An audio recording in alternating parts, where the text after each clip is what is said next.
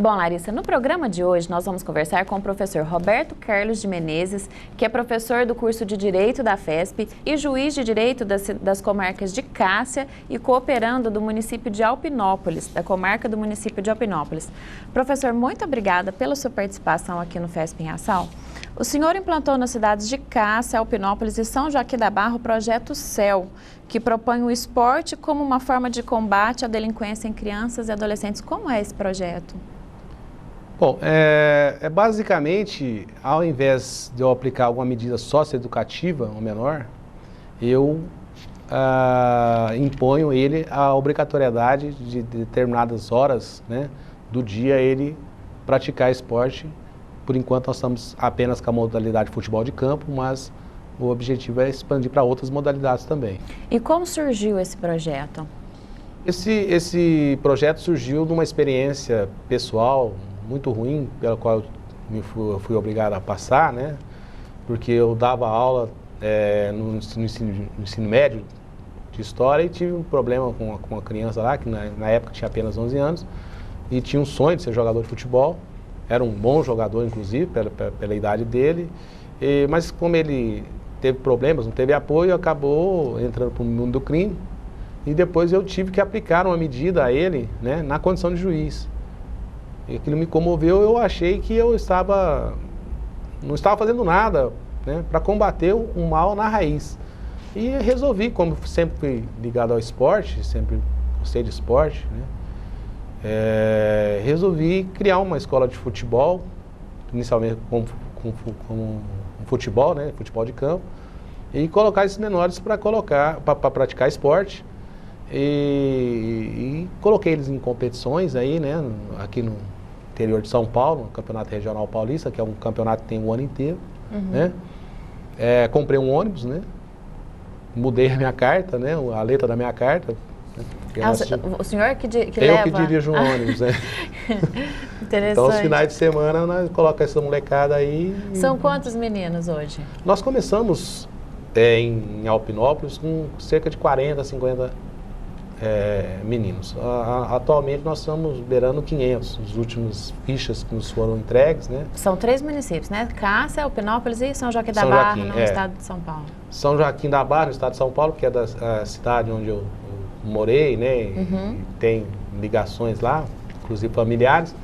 Lá eu tenho cerca de 150 garotos. E Cássia, que começou agora, né? Uns 3, 4 meses, nós estamos começando lá a implantar. Estamos aí com uns 50 garotos. O projeto, então, ele começou como uma forma de colaborar ele já surgiu como uma medida socioeducativa? Sim. Como que o senhor, né, na verdade, como o senhor transformou esse projeto numa medida socioeducativa? Como que foi isso na parte jurídica? É porque é o seguinte, a lei, né, o ECA, não contempla o poder do juiz de colocar um menor para praticar esporte como medida socioeducativa pela uma infração que esse menor praticou.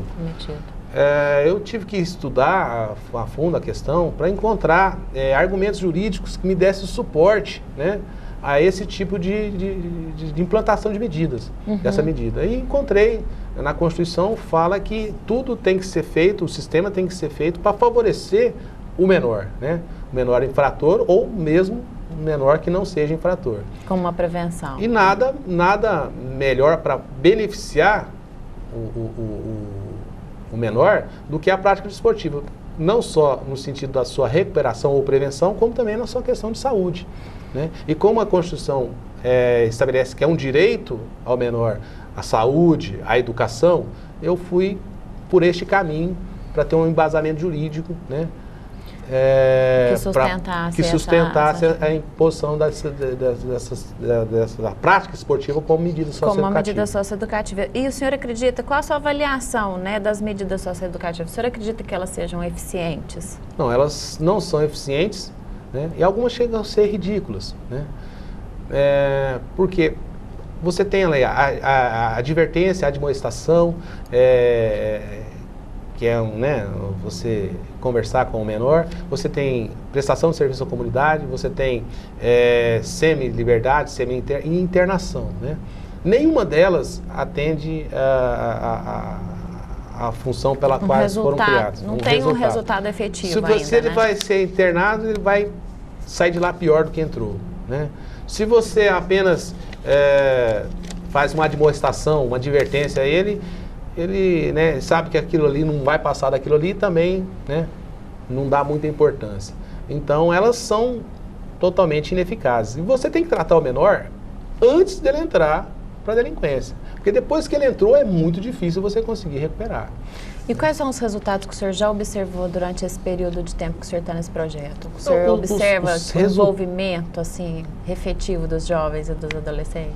Não, tanto é que, assim, houve uma melhora, e não foi observada por mim, né? Porque, vamos supor assim, eu sou o pai da matéria, então eu vou sempre achar que está tudo, né?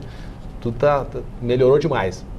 As informações que me foram passadas foram pelo Conselho Tutelar, né, da comarca de Alpinópolis, onde surgiu tal o projeto, pelos professores, né, e pelos próprios pais dos garotos envolvidos com o projeto, de que eles melhoraram o comportamento em casa, melhoraram também o comportamento na escola, melhoraram também, deixaram de praticar pequenas infrações, porque tem algumas regras, né, lá no projeto. Quais são essas condições, assim, principais para que um menor continue participando do projeto? Não, participando, ele pode participar, né, sem problema nenhum. Só que, por exemplo, para os jogos fora, né, para as viagens, para os campeonatos, né, que para eles é uma festa danada, né? Ficar 10, 15 dias alojado, jogando contra grandes equipes, né? Fazendo amigos. Passando na televisão, aquela história toda.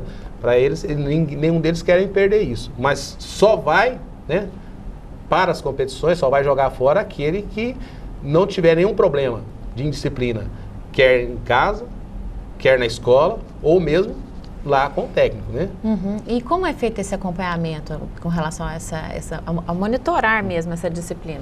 Vocês acompanham, tem acompanhamento com os pais, reuniões, alguma coisa nesse sentido?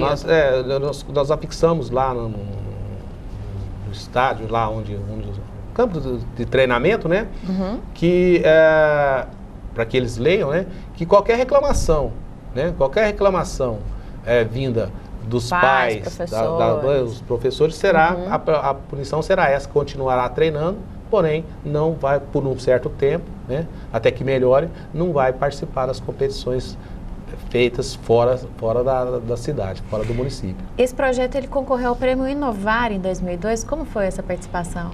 Foi muito boa, né, nós ficamos entre os finalistas, né, mas assim, concorremos com um projeto vencedor, muito bom mesmo, aqui acho que também aqui do Sudoeste de Minas, me lembro bem a cidade, né, que fez lá um trabalho com presos e tal, um projeto também que já tinha mais de 8 anos lá e eles acabaram ganhando ano passado, muito melhor estruturado que a gente. Mas só o fato de nós termos participado, né, e ter chegado lá entre os finalistas, para nós foi Está no caminho certo. Foi uma glória muito grande, né? Porque nós não esperávamos nada disso, né? Professor, qual é o custo desse projeto por menor? Olha, eu fiz uma parceria com uma fábrica de chuteiras da Cidade Franca e consegui comprar essa chuteira a preço de custo, né, a R$20. Então, comprei a chuteira, comprei meia, comprei calção. Então, com o técnico, enfim, os gastos devem em torno mais ou menos de entre 15 a 20 reais por menor por mês. Por mês? É. E qual é o custo de um menor se ele tiver que ser internado ou tiver algum outro tipo de medida socioeducativa? Olha, tem essa comparação? O ano passado, no estado de São Paulo, que foi um dos estados que se preocupou em fazer um levantamento, o menor internado na FEBEM no estado de São Paulo fica em R$5.600 por mês. Teve aquele menor tal de Champinha, né? E o resultado, né, de um menor que vai para a FEBEM? Que foi R$12.000 por mês. Com uma grande diferença. Lá você está pagando R$5.600 e não está resolvendo o problema. Você está simplesmente segurando o menor um tempo e ele vai voltar, pior do que entrou, né? Agora, com entre 15 e 20 reais ali do projeto, eu estou resolvendo o problema. Quer dizer, eu estou, pelo menos, dificultando a entrada desse menor no mundo do crime. O senhor tem muitos voluntários no projeto? Quais são os parceiros? É importante falar sobre isso também, para o funcionamento do projeto. Para ter uma entidade formal, eu me aliei a uma ONG que já existia lá em Alpinópolis, chamada AVV. Né? Então eu tenho toda a diretoria da AVV e os pais dos garotos mesmo, né? Que se propõem a ajudar, que vão lá, eu posso fazer isso, posso fazer aquilo. Participam também diretamente. E nas outras cidades, em Cássia e São Joaquim da Barra, também tem alguma outra instituição? Não, Cássia eu estou começando agora, eu só estou tendo contato com um rapaz lá que se propôs a ser o técnico, né, da escolinha, estou procurando mais alguém para ajudar ele. Então está começando agora, então basicamente não tem muita gente não. Agora, São Joaquim da Barra, não, já tem, lá é uma outra ONG, essa lá, a ONG lá fui eu que montei, né? Qual o nome da ONG? AD Brasil, Associação Desportiva Brasil. Lá no ano passado nós ganhamos 10 campeonatos. Eu tenho garotos, eu acabei não falando aí no decorrer da nossa conversa, mas tem um viés profissional nessa questão aí. Tem garotos que são bons de bola mesmo, participam do projeto, são bons de bola mesmo. Então eu já consegui colocar alguns aí. Tem um que está jogando na Espanha, né? Na 3ª divisão da Espanha. Já está fazendo futebol, né? Sua profissão. Tem um outro garoto aqui de Cássia, né? Que assinou um pré-contrato, ele tem apenas 14 anos, mas assinou um pré-contrato com o Botafogo de Ribeirão Preto semana passada. Então a gente tenta, assim, aqueles que têm qualidade, o objetivo não é esse. Esses que se destacam acabam estimulando os demais, né? Acaba estimulando os demais. Se foi possível para ele, né? Pode ser que eu consiga também. Tudo isso aí foca o menor, né? Faz com que ele busque isso, né? Busque melhorar. Tem um objetivo, pelo menos, né? Tá certo, professor. Muito obrigada mais uma vez. Parabéns pelo projeto. Larissa, com você.